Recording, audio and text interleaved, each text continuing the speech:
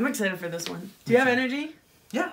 Okay, good. I haven't taken my melatonin. You're good. Thank the Lord. But as soon as this video is over, I will. So let's get right to it.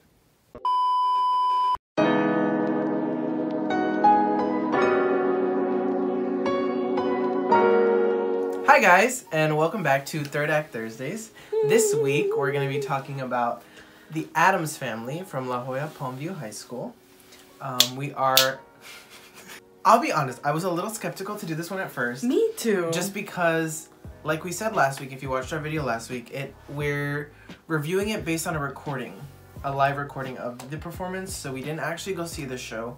But and we don't know if it's a live performance, and we don't know if it's a rehearsal. Yeah, the lovely company sent us the video of the performance because they heard we hadn't watched it, and they sent us the video so we could watch it and review it, and we want to thank them for that. So much. Just a disclaimer again. I put it in the last video, but just so we can say it again, this is a recording, so it's not... It's gonna be a little different. Listen, we can see the small stuff up close. So... Yeah. And especially in this recording, because there are zoom-ins and there are different angles, which I loved, by the way. Yes, but, great editing. But because of that, we're able to kind of see the little things that may not have been seen by the people who saw it live because they were farther away. But we're just gonna go ahead and get right into it. Let's talk about their incredible set. Oh yeah, that was one of my favorite things about the show. I think me too. I think it was so well thought out. Oh yeah. Like it looked beautiful. Like it was, I mean, like it looked beautiful, but it looked run down the way that it's supposed to look. It's supposed to look. Course. It looked run down beautifully. I don't know. Like I don't know how to say it. Like it was just great. I think it really set the tone, the environment for what kind of show you're about to see. I think that's what it did for me. One thing I enjoyed about the set was the picture frames. Me too. That was probably one of my favorite parts. I was watching the video. We watched this separately, by the way. Yeah. I was watching the video. Schedules. Yeah, schedules. I was watching the video, and then I saw the frames, and I saw like, oh, that's cool pictures. And then somebody went, like, blinked super hard, and I was like, oh my god, those are people. Those are actual people in the frame. That was so cool. I had a very similar reaction too, because I was like, oh, those are cool, like picture frames that they have in the back. And then I think I saw it when nobody was in them. And then they went to the back and they were in the picture frames. And I was like, whoa. I thought that was a really cool way to make the cast part of the set. I thought that was really and not just have them like on the sides. Yeah, or backstage. I thought that was great. I thought they were still able to incorporate those ensemble members in the scenes, even though they weren't necessarily the main focus, but it was still cool to see that going on in the back. I loved, here we go, talking about space again. I loved the use of, they have, and we'll try and throw up a picture of it, but they have like the stage, and then there's an extensions of the stage on the side. It's not necessarily the lip of the stage. And then there's a band pit. There's a pit, yeah. So there's a pit in the middle, and around the pit orchestra pit, not band pit. Well, around the pit, there's a scaffolding. Around the pit, there was like the sides of the stage. It wasn't necessarily the lip, but I really like how they used that to separate scenes. Yeah, for different rooms and stuff like that. So like they would have a scene here, and then the next scene would be on the other side, or it would be in the middle, or it'd be on the stairs. I really enjoyed the levels, man. They worked very, very hard with levels, and I love that. I love that. It paints a beautiful, beautiful picture on stage, and that's how it's so easy to take pictures of actors whenever there's so many things going on at the same time. I think another thing I really liked about the whole technical side of it was the lights. The lights were beautiful. And I think the usage and the timing I thought was perfect. I think they found a way to tell the story with the lights as well. Not only just the set or the way that the actors were moving or acting, but I thought that was a pretty cool aspect to have in the show, like how the different lights came on at different times, you know, specific to a certain like scene. One thing that did bother me, and this is just Daniela being picky, again, we watched it on a video. There was a green light the entire time on behind some French doors. Yeah. And it kind of took away from what was happening sometimes. Well, and also it would make the transitions very visible. That's what I was gonna say. I understand that they need light to move things in and out. 100%. But the thing is, you have to make them smooth enough to where it's seamless. It has to be a seamless process, and I think they should have worked a little bit more with those transitions. We again do not know if that was a rehearsal. Also, a lot of the light cues were a little off sometimes, and I think it's just because it might have been a rehearsal, but we don't know. That's one thing that I did right that I wish had been, I guess, not necessarily cleaned up, but just, I guess, a little more smooth. I don't think they were necessarily bad. No. They didn't like bring down the story at all or anything, but I felt like they could have been cleaned up just a little bit to make it flow a little better. And I know they have a huge set, so bringing things in and out is gonna take a lot more time. Yeah, we understand that. I thought the costumes were on point. Me too. The whole time, I thought even the zombies in the back. Yeah, I really liked how they did that with the ancestors. Again, we'll try to throw up a picture. The ancestors, what they looked like, I thought that was cool too. That was so cool. The different types of costumes they had on, but they were all white, and then their faces. I thought it was beautiful. I thought I really enjoyed it. It was well done. Performance-wise, yeah, everybody had really great. The story energy. was easy to follow, and one of the main reasons that is because you could clearly understand everything that was coming out of their mouths. Yes, I loved that, and I don't know if it's because of the recording. Maybe the audio was a little better, but I mean, they had great mic. Probably one of the best deliveries. Diction-wise, of the shows we saw this season. And I think they worked so hard on it, maybe because they have such a huge space. Yeah. And they have to reach and they have to get to that last row. Yeah. You know, even if their mic goes out, you know, they have to keep going. Yeah. So putting all of that together, putting all their technical elements together, it did help their story and their plot and their theme all come together, and it was just such a great delivery of the Addams Family. The dynamic between Lucas and Wednesday, to me, was spot on. I mean, at sometimes, like, it looks like the relationship is like rocky, but I mean, it's solid. I mean, it's what's supposed to be happening on stage. I felt like Eddie, who played Gomez Addams, I honestly felt like there wasn't one character that he did not have chemistry with. My God. Like, I felt like anybody that he interacted with on stage, he was in that scene, he was focused on that character and how Gomez is supposed to act around that person. You know that when that happens, when you have somebody fully in character, it's because they've studied who the character is, their mannerisms, the way that they speak to each character. That's so difficult. It's so difficult that maybe some Broadway actors don't even do it. I was so amazed by this performance by Eddie. I mean, we saw all of you guys in your one-act performance. Those of you who were in the one act, you guys did a phenomenal job. I cried. So much. So hard. And it was so great to see you guys in this recording. Yeah, too. I was like, we were like, oh, that's good. Yeah. Eddie and Daniela, right? That's her name? Yes. The chemistry between Eddie and Daniela, I liked especially. They played Gomez and Morticia Addams. I felt it was really cool. It was genuine. Yes. And it was like husband and wife. Like I really enjoyed watching them perform these roles. I think that was beautiful. I thought it was great. And the consistency of their characters was spot on. My God, the consistency was very spot on. Boy. Now let's get into the musical direction of this whole show. So there were a lot of very strong moments in the show when it came to their musical experience. But there were some parts, again, it could have been a rehearsal, it could have been the last performance and they were very tired. But there were some times where they were all singing different harmonies, and it was difficult for them to find that one note, and their note was right here and their note was right here. They were so close. It was so close to hitting it. So close. And as far as the tone of the The roundness of their voice was great. Beautiful.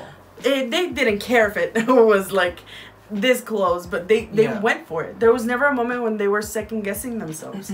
It was just at least you couldn't see it on their faces. No, and that's a close up. Yeah, and that is a close up, so you can see if there's a twitch in your eye. We're gonna see it. Oh yeah, but and I do that a lot. And again, every show has their moments. Oh, of course. I mean, if you watched our reaction video, just watch Lay All Your Love. It's nothing to be ashamed of. There's nothing bad about it. No, and it did not hinder the performance in the slightest. Whatsoever. Harmonies are hard, dude. Like, they are. It's not an easy task, and even the fact that you guys unless you're me and you can get them all the time. The fact that you took on that, challenge is great, especially for at the high school level. Because not a lot of high schools want to do harmonies because they're scared that they're not going to do them. And honestly, I'd rather try it and not be successful and then try it again another time. Yeah. I'd rather that schools do that. I mean, I think it teaches the kids that, you know, you may not be successful the first time, but that doesn't mean that you're not going to be successful the next. Exactly. And I think that was great.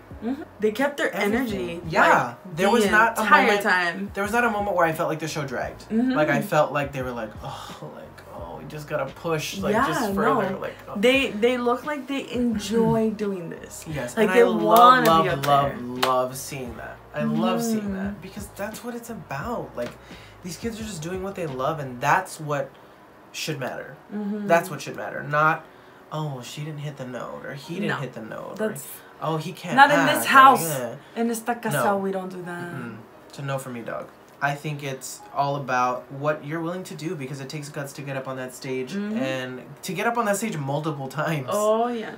So props to you guys on that. I thoroughly enjoyed your performance. I thought it was great. I'd watch it again, and now I have it forever because I downloaded it. Don't tell them. Okay. One person that I noticed that stood out for me the most when it came to facial expressions, when it came to their animation on their face, was Eddie. Eddie was on it. There was never a time when his face wasn't changing and reacting. He is the true definition of listening and truly reacting on stage.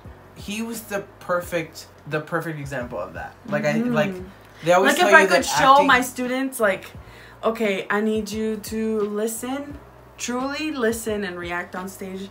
That would be the video that I show them of an example of how you do it. Yeah. When they tell you that acting is just reacting, I think he's the perfect example of that. Like, I think he really does feed off of whoever is on stage with him or whatever is on stage with him. I would love to see him work with Andy. Oh, that would be a great very combination. That would be very interesting to see. I think he was one of the ones that stood out to me the most too. And I guess we can segue into this week's Diamond. So in case you haven't guessed it, this week it's not listen. We understand that Eddie has been following us since the beginning. He's always been on point. He really is. He's always been commenting on our videos. It is not because of that. It's because he is truly a diamond in the rough. He truly is. He really is. He should be shining up on so many stages. He should be doing this for the rest of his life, and I hope someday I see him on a Broadway show. Yes, because that kid can go places. Yes, Eddie, you got diamond in the rough. In case you hadn't guessed. Also, one thing that I've talked to Javi about, and also our friend Hector about, is that I absolutely love that Eddie reminds me of Lin-Manuel Miranda. It reminds me of such a young Lin-Manuel Miranda expressing himself and loving theater so much. And it reminds me of him when he was presenting Hamilton to people. It reminds me of when he was starting 21 Jump Street.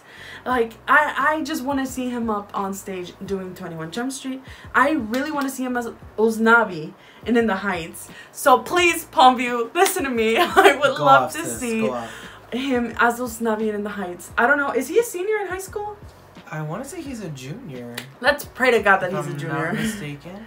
Because I would love to see him as Usnavi. If not, a company down here needs to put him as Usnavi because this kid would thrive. He would go places if somebody saw him on that stage as Usnavi. The passion behind his delivery is just so intense, and I want to produce kids like that. Wow. I don't think I could add much more to that. Now, moving on to our favorite performances this week. It is actually the same one. So we really, really, really loved When You're at Addams, which is the opening number. They started so strong in that show. So strong. Ensemble, the main cast, everybody was so strong at the beginning. Yes. And it gives you, it makes everything, it makes all your problems go away, and it makes you focus on them. It captures your attention, which is what every opening number should do. Absolutely. And I think that they did that. And again, the energy that they had at the beginning stayed throughout the show, which is great because it's hard to do that. It's hard to keep your energy up, especially when you do this 4 or 5 times in a weekend. It is really hard, but they took it like a pro. Like they made it look so effortless. Okay, guys, so that's all we have for you this week. We really enjoyed the performance. It was such a great. It was a great time watching it. Thank you so much for sending that to us. Say it. Okay, guys, so next week we're going to be reviewing Anything Goes from Nikki Rowe High School. And that will be our final review for the season. It'll be a little bittersweet. It's not going to be the end of third act. This isn't the end. Heck no, it's just the beginning. But it is going to be the end of the season, and then we're going to be taking a week off. A week hiatus. So we will be posting a video on the 28th, but we will not be posting a video on April 4th. So just if you want to prepare for that. We will still be bringing you content on social media, so we will still be active on that. And you guys can still reach out to us if you guys have any ideas for videos you want us to do in the future. Obviously, feel free to reach out. So again, there will be no video on April 4th, but on April 11th, which is our actual season finale, that will be a video dedicated to the Palm Awards. I'm not going to give too many details away. I think what we're doing. I think we've given some hints, or we might have told people what we were going to do. But I won't give too much away, but we are going to hopefully bring you not too much longer, but a longer video than our usual one, just because it is going to be kind of like a bookend. It's special. A bookend to our first season doing this, and we had such a blast. But after we do the Palm Awards video on April 11th, we're going to be taking a 4-week hiatus. Don't kill me. Listen, I have to go through finals, and my brain has to be in the nice, healthy mentality. We are taking a break to so that Daniela can make it through finals, and also so that we can finish our performance at Malinali, which will be on May 2nd at the Albert Jeffers Theater at UTRGV. And it's only one day, so you cannot miss it. Yes. We'll give you guys more information as we get it, but as of right now, those are the details. And it is a Thursday. And like Daniela said, it is only one performance. And as always, don't forget to like, comment, and subscribe. Thank you so much. Bye. Aww. I can't, dude. I'm gonna cry.